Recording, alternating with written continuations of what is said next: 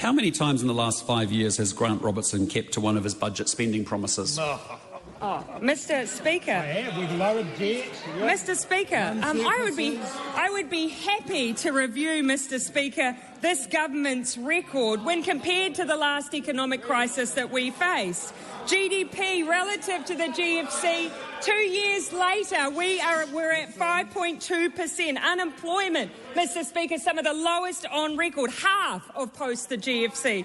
Mr. Speaker, benefit rates, we are lower in terms of New Zealanders as a proportion of the population claiming benefits despite the crisis that we're in. Māori unemployment, half what it was in the GFC. Pacific, half what it was after the GFC. Female unemployment, 3.3%, and wages up. Mr. Speaker, I stand by every budget decision this minister has made, including in the COVID response, because that is why we have such a sound economic footing going into the next year. A supplementary question, Mr. Speaker.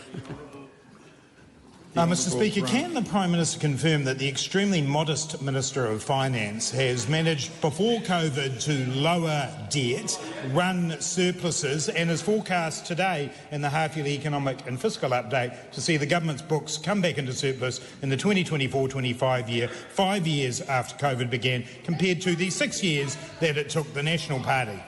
Mr. Speaker, I can indeed. That one, the answer therefore is for me. I can confirm that. And Mr. Speaker, I can also confirm that wages are up 17% since 2019. It took nearly 6 years after the GFC for median weekly earnings to hit that similar level. Mr. Speaker, despite a crisis the likes of which this generation has not seen, the fundamentals, despite being so tested, have remained strong, and I put it down to the sound economic management of the Minister of Finance.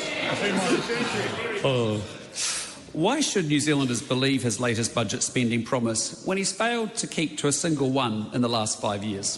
Mr. Speaker, I again return to the things that New Zealanders will judge us by: low unemployment, low debt, returning to surplus a year earlier than the national government managed after the GFC, despite a significant economic crisis.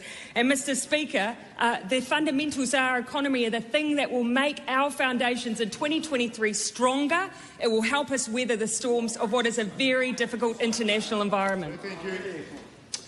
Why did she wait 5 years to ask her ministers to look for savings and to prioritise spending?